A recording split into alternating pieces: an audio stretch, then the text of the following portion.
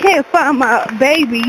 That was the call that launched a massive search for 4-year-old Javeayah Harris. She was outside playing, and I came out here after cooking dinner a little bit, and I'm looking for her, but I don't see her nowhere. But tonight, arrest warrants say that story was false. She has on pink Minnie Mouse pajamas, and she had in pink beads. She had braids. Investigators say Javeayah had been dead for weeks before her mother ever called 911.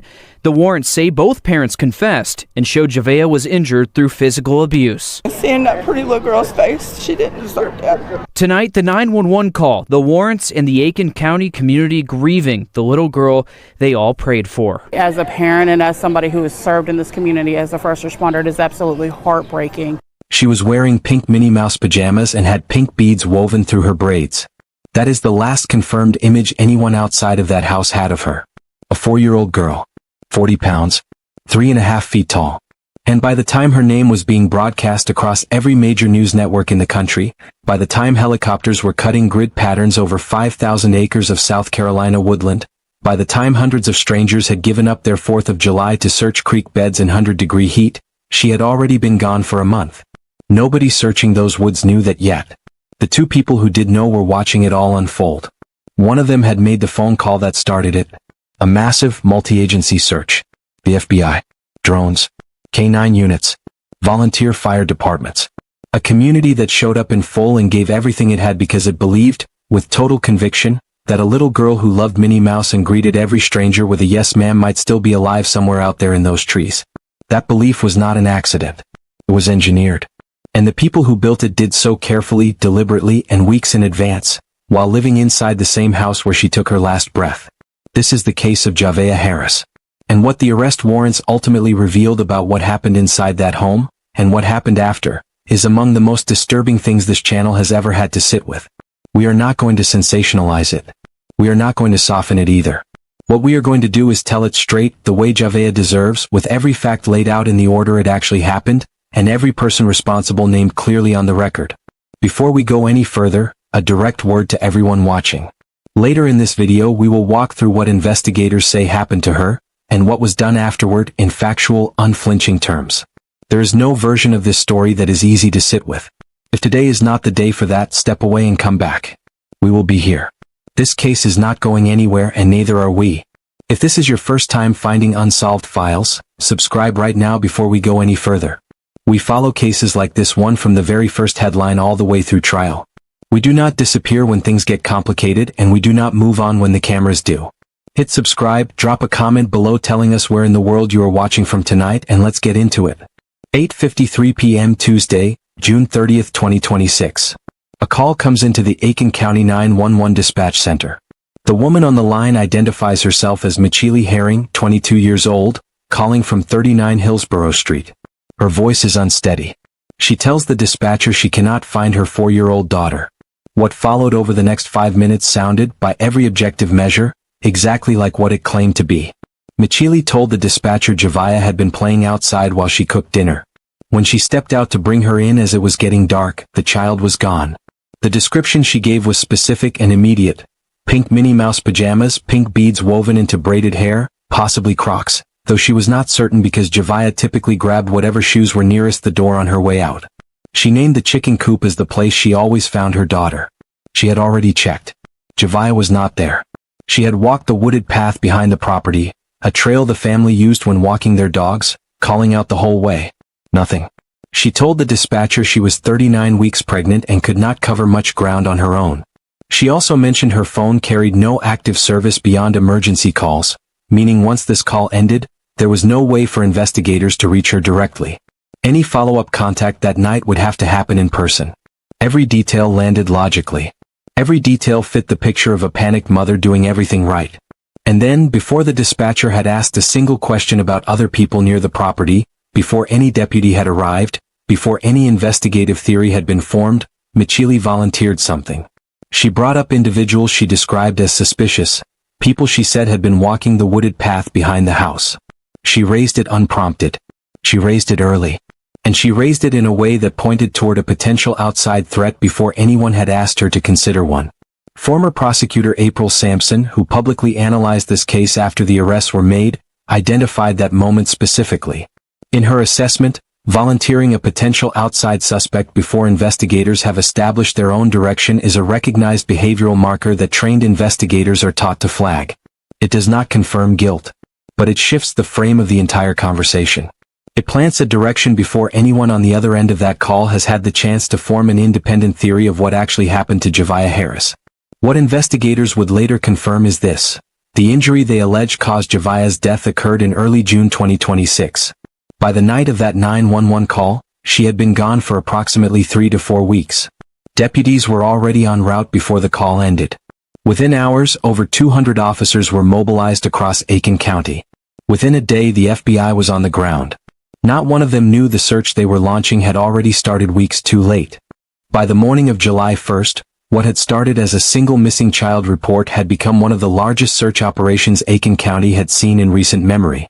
The FBI Columbia Field Office was on the ground, bringing with them 2 specialized units, the Behavioral Analysis Unit and the Child Abduction Rapid Deployment Team. These are not units dispatched to routine cases. Their presence alone signals that investigators were treating this as something that required the most specialized resources the federal government could offer. SLED, the South Carolina Law Enforcement Division, joined with helicopter support. Reporters tracking publicly available flight data watched that aircraft make repeated passes over the area. The South Carolina Highway Patrol was in the field. So were the Aiken Department of Public Safety, the North Augusta Department of Public Safety, and sheriff's offices from Edgefield, Lexington, Kershaw, and Richmond counties. More than 200 first responders in total. Drone teams covered terrain too dense or remote for ground units. K-9 units worked outward from the Hillsborough Street property, tracing the same wooded path Michele had described in her call. Within the first 72 hours, crews had covered more than 3,000 acres. By the time the visible operation began to wind down, that number had climbed past 5,000. They were doing all of this in South Carolina summer heat that pushed temperatures toward 100 degrees. Bethel Baptist Church near the search zone opened its doors before sunrise every single morning and did not close them until the last crew came in for the night. Food, water, restrooms, and critically, air conditioning for responders rotating out of the field. On the morning of July 4th, Alok Kumar Axe, owner of Taj of Aiken Indian Cuisine, prepared 60 hot meals and personally drove them out to search crews still working in Fairfield County while most of the country was focused on holiday plans. On July 2nd, the Aiken County Sheriff's Office addressed a question that had been building loudly in public. Why had no Amber Alert been issued? Officials explained that federal criteria for an Amber Alert generally require confirmed evidence of an abduction, typically involving a vehicle. That evidence did not exist at the time. They also cited the genuine risk of untrained volunteers entering active search terrain and potentially contaminating evidence. That explanation was given in good faith. It was also met with real, sustained frustration from a public that felt no available tool should sit unused when a 4-year-old was missing. Both of those positions are understandable. Both belong in this story. But while that debate was playing out publicly, something quieter was happening on the ground.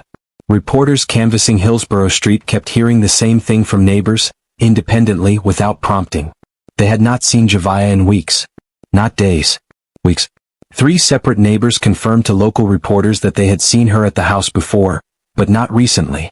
That detail was the first visible crack in the foundation the entire search had been built on. If you're just finding this channel, subscribe now. Unsolved Files covers every case from the first report straight through to the final verdict. You do not want to miss what comes next in this one. Before his arrest, Javeayah Harris spoke to reporters. He gave a phone interview to WRDW News 12, agreed to an on-camera follow-up, and never showed. When the reporter called back, he answered, recognized the voice on the line, and hung up. He gave no further interviews to any outlet after that. The phone interview he did give became significant once analysts and investigators reviewed it after the arrests were made public. 3 details drew specific attention. The first was linguistic. Throughout the entire call, Javeayah referred to Javeayah in the past tense. She was friendly. She was respectful. She was a real smart kid. On its own, that proves nothing. People under extreme stress and genuine grief slip into past tense without any sinister meaning behind it. But it is a pattern that surfaces repeatedly in cases where the account being given publicly and the reality being investigated privately turn out to be 2 different things. Analysts noted it. They presented it as a flag, not a conclusion. The second detail was subtler. When the reporter asked how Michele was holding up, Javeayah described her as a little tore up. Multiple independent analysts reviewing the interview after the arrests registered that phrasing as oddly measured for someone describing the mother of a missing child who had also just given birth under those exact circumstances. Again, not proof of anything. A behavioral observation, documented and noted. The third was his account of his own movements on June 30th. He said he woke around 5 a.m. He said he left the house sometime between 6 and 7 p.m. to run errands, 3 or 4 stores, candy, drinks, gas. He mentioned a laundromat near a convenience store where he had left clothes, circled back to check on them, then headed out again.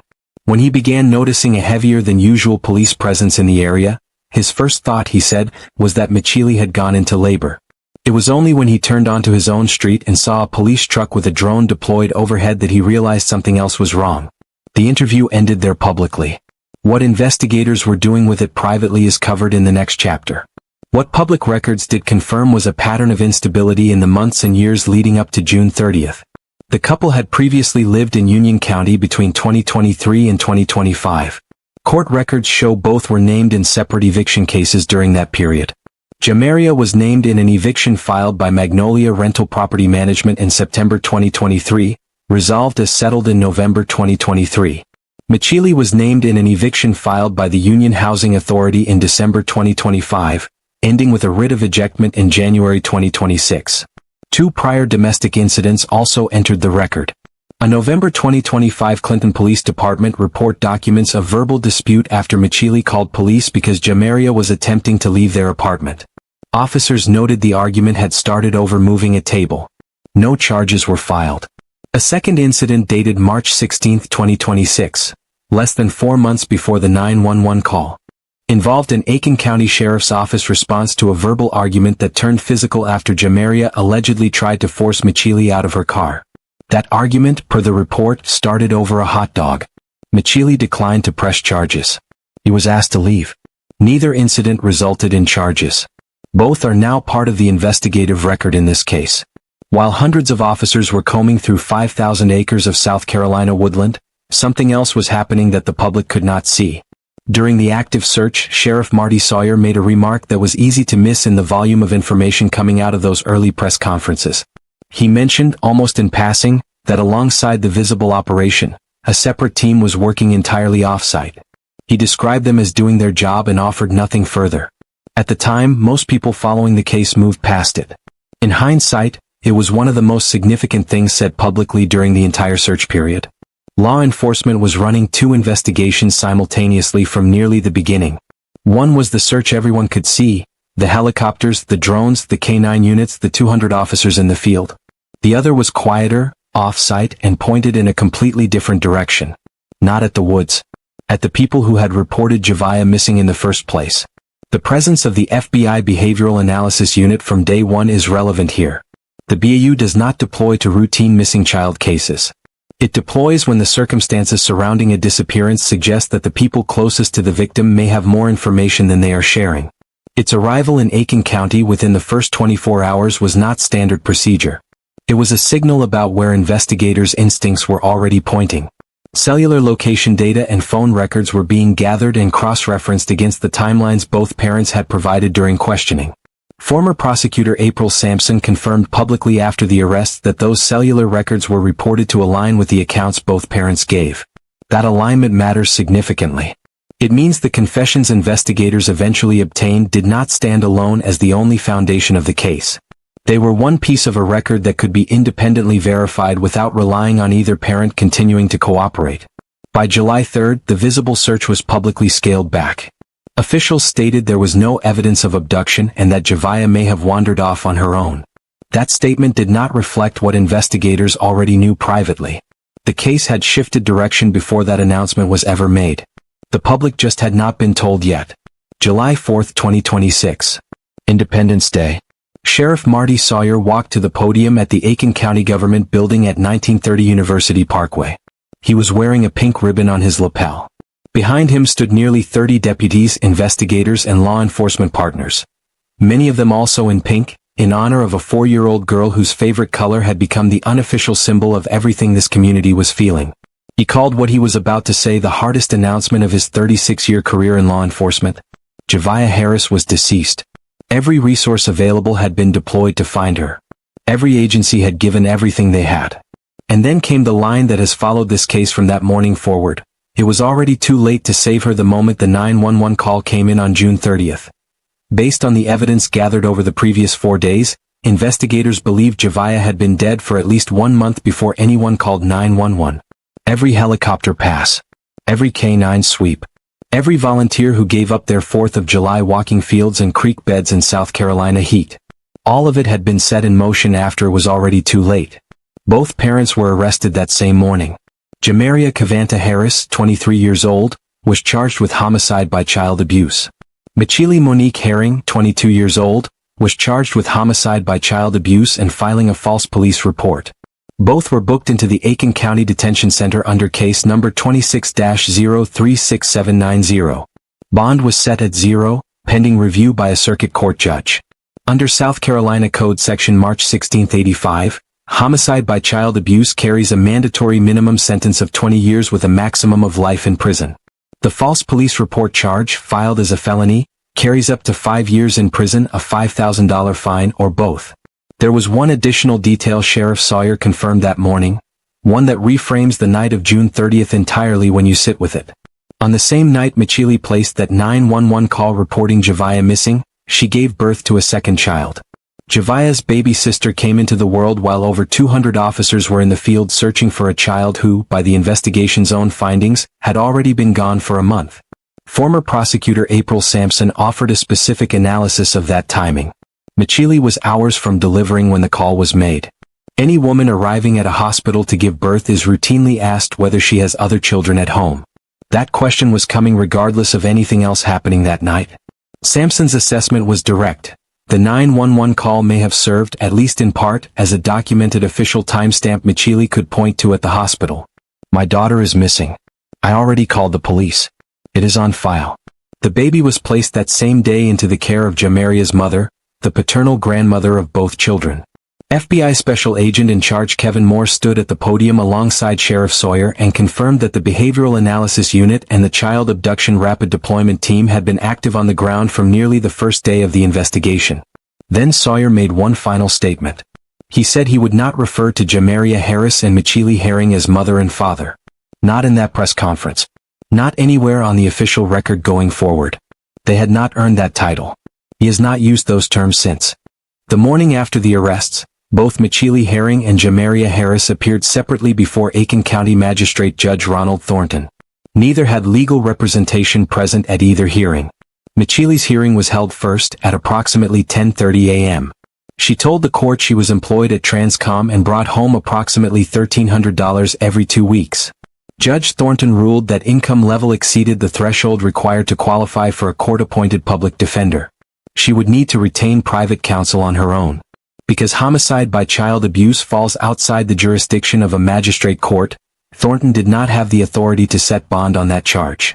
The decision was formally deferred to a circuit court judge, who would hear the matter within 30 days. The false police report bond, which would otherwise have been set at $5,000, was denied because of its direct legal connection to the homicide charge. Her first formal court appearance was scheduled for September 18, 2026, at 9 a.m. at the Aiken County Judicial Center, 109 Park Avenue Southeast. Javeayah's hearing followed at approximately 1:30 p.m. He told the court he had recently started a new position at DHL Bridgestone but had not yet received his first paycheck. His eligibility for a public defender remained unresolved at the time the hearing concluded. At one point Judge Thornton asked the standard procedural question put to every defendant, "Who else lives in the household with you?" Javeayah answered, "He said my girlfriend." Then he paused. Then, in a noticeably quieter voice than anything else he had said during the hearing, he added 2 more words. "My child." The hearing continued forward without acknowledgement of the moment. No one in that room missed it. Bond was denied. His first formal court appearance was set for September 19, 2026. On July 6, 2026, the arrest warrants became public record. For the first time, the language investigators had been using behind closed doors was now available for everyone to read. Both warrants cite conduct demonstrating extreme indifference to human life. That phrase comes directly from South Carolina Code Section March 1685. It is not procedural filler. It is a specific legal threshold that prosecutors do not attach to a warrant unless they are prepared to defend it in court with sufficient evidence to survive scrutiny. Michili's warrant is the more detailed of the two. It alleges she caused Javeayah's death through abuse and neglect. Specifically, it states that Javeayah suffered a head injury as a result of physical abuse inflicted by Herring. It states that no medical attention was sought after that injury occurred. The abuse window is listed as May 1 through June 15, 2026, at the Hillsborough Street residence. And it states that Michili, in her own confession to investigators, admitted to disposing of Javeayah's remains in a location outside Aiken County. A second warrant against Michili addresses the 911 call directly. It states plainly that she reported her daughter missing and possibly taken by another person, and that investigators subsequently determined that report to be entirely fabricated. Javeayah's warrant carries the same underlying charge but describes a different role. It does not allege he directly caused Javeayah's injuries. It alleges he knew what had happened, failed to seek medical attention on her behalf despite that knowledge, and actively participated in concealing her death, by allowing her body to remain inside the home and by failing to report what had occurred to any authority. Under South Carolina law, that specific combination of knowing concealment and deliberate failure to act is legally sufficient for the same homicide by child abuse charge, carrying the same mandatory minimum of 20 years to life. Both warrants state they are supported not only by the individual confessions of both parents but by corroborating physical and digital evidence gathered throughout the investigation. Former prosecutor April Sampson flagged the cellular corroboration as especially significant in her public analysis. It means the confessions are not the sole foundation prosecutors are building on. They are one piece of a record that can be independently verified. One date in the warrant record stands out. The destruction of Javeayah's remains is documented as occurring on June 8, 2026. That is more than 3 weeks before Michili picked up a phone and called 911. Sampson has been consistent in her public commentary on what comes next. Probable cause is the standard that got these warrants signed and these arrests made. Proof beyond a reasonable doubt is the standard that will decide the trial. Defense attorneys will challenge how those confessions were obtained, whether both defendants were properly advised of their constitutional rights before speaking with investigators, and whether the statements were given voluntarily. Those are standard and entirely legitimate legal questions in any case built significantly around confession evidence. That process has not yet formally begun. This case is heading to trial. When it does, unsolved files will be here for every development, every filing, and every court date. If you are not subscribed yet, now is the time. We do not skip the chapters that matter. On the evening of July 7, 2026, investigators returned to Hillsborough Street. Crime tape went back up around the property. Members of the Aiken County Sheriff's Office Criminal Investigative Division arrived after dark, and staff from the Aiken County Coroner's Office came with them. Chief Deputy Coroner Eric Ramey confirmed to reporters on scene that they were accompanying the sheriff's office at that time. They stayed for approximately 4 hours. Reporters positioned along the street observed investigators working methodically through the property. A sifter was being used in the dirt. Yellow evidence number blocks were deployed across the scene. A dark-colored rotted piece of cloth was retrieved, and what appeared to be a shoe. Approximately 100 community members gathered along Hillsborough Street and watched from a distance as the work continued. A citizen had earlier posted video on Facebook flagging a burn pile near the property, and that detail had been circulating publicly before investigators arrived that evening. A high-ranking law enforcement source confirmed to WRDW News 12 that this return to the property was strictly an evidence collection effort. It was not part of the search for Javeayah's remains. Those were two separate questions being worked simultaneously by two separate threads of the investigation. 2 days later, on July 9th, Sheriff Marty Sawyer stood before cameras again at the Aiken County Sheriff's Office at 420 Hampton Avenue. He was visibly shaken. He described the past week as heart-wrenching for everyone involved in the investigation. What he announced next confirmed what the parallel investigation had been quietly building toward. Partial human remains had been recovered from Cedar Creek Reservoir in Fairfield County, an 847-acre reservoir on the Catawba River known locally as Stumpy Pond, a name that comes from the dense field of submerged stumps that make navigation by boat genuinely difficult. Those remains were sent immediately to the crime lab. DNA analysis returned results consistent with the biological offspring of Javeayah Harris and Michili Herring. Javeayah's death was now formally confirmed. Sawyer then described what investigators had uncovered about what happened after she died. He said forensic evidence, witness statements, and investigative analysis indicated that corrosive chemicals and other tools had been used in an attempt to accelerate the destruction of her body. He used the word poured when describing what was done with what remained. He called the actions revolting and repulsive. He said he was truly sickened by what the investigation had uncovered. He said that in 37 years of law enforcement he had never heard of anything so horrific. Additional charges of destruction and desecration of human remains were filed against both Michele Herring and Javeayah Harris that same day. Sheriff Sawyer confirmed that a full recovery of Javeayah's remains is, in his own words, extremely unlikely to ever happen. It started with a few candles left at the mailbox outside 39 Hillsborough Street. Within days it had become something much larger. Pink balloons tied to the fence post. Minnie Mouse stuffed animals of every size lined up along the yard. Handwritten notes tucked between bouquets from people who had never once set foot on that street before this case put it on the map. The memorial kept growing, quietly and without any coordination, driven entirely by strangers who felt they had to do something. 8-year-old Allie Toole visited the memorial and told a reporter standing nearby that when they find that little girl's body, they should bring the things from here and put them at her grave. A young father of two named Austin Lee Paris came and described what he was seeing around him as a show of what Aiken strives to be. On July 5th, a candlelight vigil was held in downtown Aiken. Teresa Hamilton attended and told reporters she had cried every single night since the case first broke. Michelle Tabler, a former first responder who was also there that night, said that as a parent and as someone who had served this community in that role, it was absolutely heartbreaking. On July 9th, Pastor Joshua Stallings of Remnant Ministries delivered a message at a vigil in Aiken as the community processed the confirmation of Javeayah's death. On July 10th, a vigil was held at Foster Park in Union County, a deliberate acknowledgement of the family's prior ties to that community. On July 12th, attendees gathered at Finley Park in Columbia, where people were asked to bring flowers or bubbles instead of balloons. Aiken County officials also issued a public warning during this period, asking the community not to donate through any GoFundMe, Cash App, or unverified fundraiser without first confirming it was official. That warning, in the middle of a community outpouring of genuine grief, was a necessary reminder of how quickly tragedy attracts exploitation. While the criminal case was moving through its earliest legal stages, something else was already in motion at the legislative level. State Representative Melissa Oremus, Republican for House District 84 in Aiken County, began drafting legislation she named Javeayah's Law.